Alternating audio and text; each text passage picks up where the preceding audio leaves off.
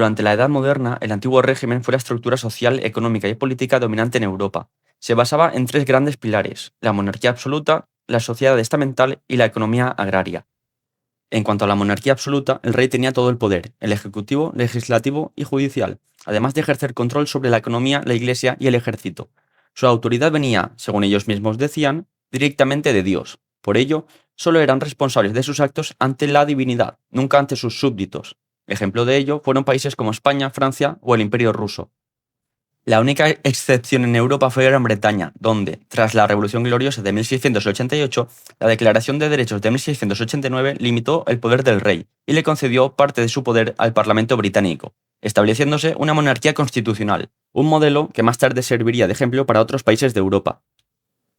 Respecto a la sociedad estamental, había tres grupos sociales: la nobleza, el clero y el pueblo llano.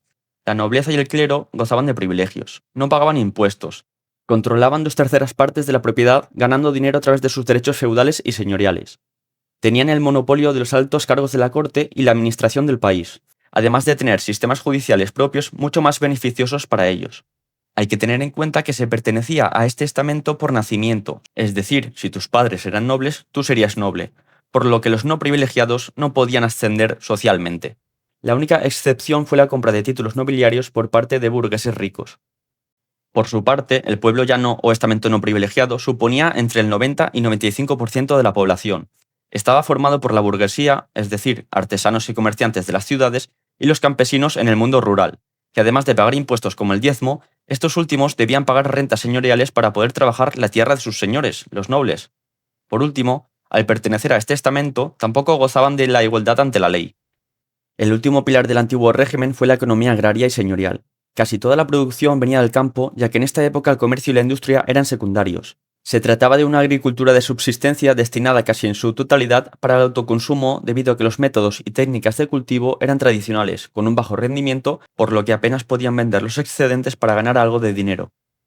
Pero, poco a poco, el sistema empezó a tambalearse. La burguesía, trabajadores de las ciudades sin títulos nobiliarios, crecía y quería participar en el poder. Las ideas nuevas sobre la libertad e igualdad de la Ilustración se difundían, y las crisis económicas y malas cosechas causaban hambre y descontento. El antiguo régimen entraba en crisis. En cuanto a la Ilustración, esta fue un movimiento cultural e intelectual europeo, principalmente del siglo XVIII, que transformó la manera de pensar de la población al criticar los fundamentos que sostenían la sociedad del antiguo régimen. Los filósofos ilustrados creían que la humanidad podía mejorar gracias a la razón, la ciencia y la educación. Querían dejar atrás la ignorancia, la superstición, los planteamientos religiosos y los abusos de poder del antiguo régimen. Por ello, el paso de una época considerada oscura a una en la que se trataba de dar una explicación racional del mundo para iluminar a la sociedad fue conocido como el siglo de las luces. La razón se convirtió en la nueva luz que debía guiar al mundo. En esta época se produjo la revolución científica, con grandes avances en la física y las matemáticas, como Newton con la ley de la gravedad universal. En el ámbito de la economía destacó Adam Smith y su famosa obra La riqueza de las naciones, de la cual surgiría el liberalismo económico, la base del sistema capitalista actual. Por su parte, surgieron filósofos muy críticos con la vida social y política del antiguo régimen. En primer lugar, hay que mencionar a John Locke, padre del liberalismo clásico, que defendía los derechos individuales del hombre, la vida, la libertad y la propiedad, así como la separación de poderes. Sus ideas influyeron en gran medida en los filósofos posteriores. Destacan especialmente Montesquieu, Voltaire y Rousseau.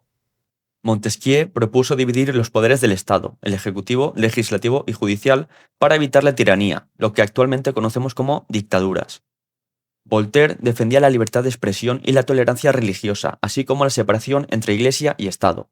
Y Rousseau, en su obra El contrato social, habló de la soberanía popular, es decir, el poder debía venir del pueblo, no del monarca. Todas estas ideas se difundieron por toda Europa en libros, cafés y tertulias, y su símbolo más claro fue la Enciclopedia, de Diderot y d'Alembert, una obra que reunía todo el conocimiento de la época. Pero los reyes no estaban dispuestos a renunciar al poder absoluto. Así nació el despotismo ilustrado, resumido en una famosa frase: todo para el pueblo, pero sin el pueblo. Buen ejemplo de ello son monarcas como Carlos III de España, Caterina la Grande de Rusia, Federico II de Prusia o el emperador José II del Sacro Imperio. Estos monarcas impulsaron reformas que creían que serían favorables para el pueblo, pero sin tenerlos en cuenta a la hora de realizarlas.